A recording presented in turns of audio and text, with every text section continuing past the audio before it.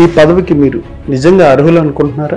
గత 15 సంవత్సరాలుగా నేను నమ్ముకున్న నాయకుడు రేవంత్ రెడ్డి గారు. తెలుగుదేశం పార్టీలో కావచ్చు, కాంగ్రెస్ పార్టీలో కావచ్చు, నమ్ముకున్న విధేయుడికి కార్యకర్త శ్రమకి రోజు. అంటే రాజకీయాల్లోకి ఎందుకు వచ్చారు? మీరు రావడానికి కారణం ఏంటి? మీ కుటుంబ నేపథ్యం? చిన్నప్పటి నుంచి నాకు ఏదో కొద్దిగా అవకాశం, ప్రజలకు సేవ చేయాలి. ఎంతో మంది ప్రజలు సరైనటువంటి ఆలోచన లేకుండా లీడర్ల చుట్టూ తిరుగుతూ ఉంటారు, పట్టించుకోరు. చిన్న అవసరాన్ని కూడా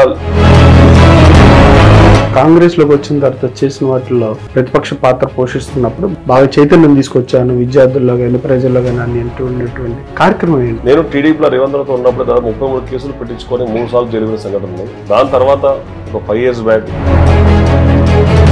పేద ప్రజలు వల్ల మిమ్మల్ని తిట్టుకుంటున్నారు హైడ్రాకి సంబంధించి అంశాల్లో. ప్రభుత్వం ఏర్పడిన 2 రోజులకే ఈ BRS party working president Kalvakuntla Taraka Rama Rao గారు పెయిడ్ ఆర్టిస్టులను తయారు చేసి మహిళా సాధికారతను తీసుకురావాలనే ఉద్దేశంతో ప్రజాప్రభుత్వం పనిచేస్తూ ఉంటే ఓర్చుకున్నటువంటి వ్యక్తులు. పొంగులేటి శ్రీనివాస్ రెడ్డి గారిది ఫామ్ హౌస్ ఉంది, మహేందర్ రెడ్డి గారిది ఫామ్ హౌస్ ఉంది. వీటన్నిటికీ ఇంకా ఏం చర్యలు తీసుకోకుండానే పేదవాళ్ళ మీద ఎందుకు పడ్డాం? హైడ్రా పరిధిలో ఎవరి ఫామ్ హౌస్ ఉన్నా, తన సొంత అన్న ఇల్లు హైడ్రా పరిధిలో ఉన్నా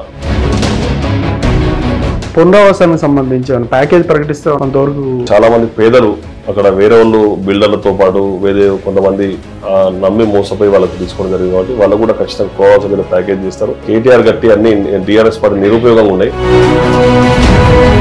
ఎటువంటి సమూల మార్పులు తీసుకురావడానికి హైడ్రాకి అన్ని అధికారాలు ఇచ్చారు. ఈ హైదరాబాద్ నగరంలో సరైన ప్రణాళిక లేకుండా గత ప్రభుత్వాలు అనేక ఈ మురుగునీరు వ్యవస్థ కావచ్చు, జిహెచ్ఎంసీ అనేక అవినీతి అధికారుల ఆస్థానాలతో మొత్తం.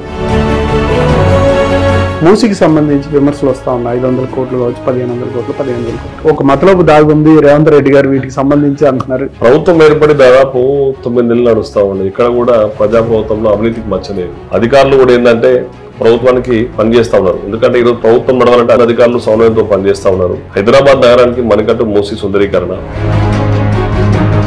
కాంగ్రెస్ పార్టీలో ఉన్న నాయకులు కావచ్చు, మినిస్టర్లు కావచ్చు, ఎమ్మెల్యేలు రేవంత్ రెడ్డి గారు పూర్తిగా సహకరిస్తున్నారు. ప్రతి అంశాన్ని, ప్రతి చర్చను, ప్రతి ఎజెండాను క్యాబినెట్ లో పెట్టి కమిటీకి ఇటు ప్రభుత్వానికి మధ్యలో కనెక్టివిటీ ఉండేలా ముఖ్యమంత్రి గారు నిర్ణయం తీసుకుంటా ఉన్నారు. అర్బన్ ఓటర్లు కాంగ్రెస్ ఓటర్లేదని చెప్పి ఒక రకమైనటువంటి కక్షపూరిత వ్యవహార శైలి. ఒకసారి ప్రభుత్వం ఏర్పడిన తర్వాత ప్రతి ప్రజలు ప్రభుత్వంలో భాగస్వామ్యం. రాజకీయం ఎలక్షన్లప్పుడే రాజకీయం. తెలంగాణ రాష్ట్రంలో ప్రతి పౌరుడు కాంగ్రెస్ పార్టీ ప్రక్షాళన దిశగా వ్యవస్థల ప్రక్షాళన చేయాలని ప్రయత్నం చేస్తుంది. కబ్జాలకు సంబంధించిన నాళాలు టోటల్ హైదరాబాద్ చుట్టుపక్కలంతా కబ్జాలు చేసి ఈ రెవెన్యూ అధికారుల చట్టాలు కలిపి గత నాయకులంతా చేశారు. ఇవన్నీ కబ్జా చర్యలకించి తీపియాలి. ఎల్బీనగర్ సంబంధించి మీ నియోజకవర్గంలో ఉన్నటువంటి గడ్డన్నారు మార్కెట్ యార్డ్కి సంబంధించి మీరు గమనించిన అంశాలు ఏంటి? 32 ఎకరాల్లో పళ్ళ మార్కెట్ నడుస్తూ ఉంది. 72 లక్షలు రెంట్ లాజిస్టిక్ పార్క్ వాళ్ళకి కడతా ఉన్నారు. దాదాపు 3 ఏళ్ల నుంచి 21 కోట్ల రూపాయలు రెంట్కే. ఈ ప్రభుత్వం వచ్చాక జాబ్ క్యాలెండర్ అనే డేట్లు మాత్రం అనౌన్స్ చేసింది. ఉద్యోగాల సంఖ్య మాత్రం ఇవ్వలేదు. నిరుద్యోగుల్ని మోసం చేస్తున్నారా? గత 10 ఏళ్లలో టీఆర్ఎస్ పార్టీ జాబ్ క్యాలెండర్ పేరు నిరుద్యోగులు మోసం చేసింది. మేము ప్రభుత్వం అధికారికి వచ్చిన తర్వాత కానిస్టేబుల్ ఉద్యోగాలు కావచ్చు, నర్సింగ్ ఉద్యోగాల విషయంలో కావచ్చు, ఇతర ఉద్యోగాల విషయంలో కావచ్చు ముందుకెళ్ళి దాదాపు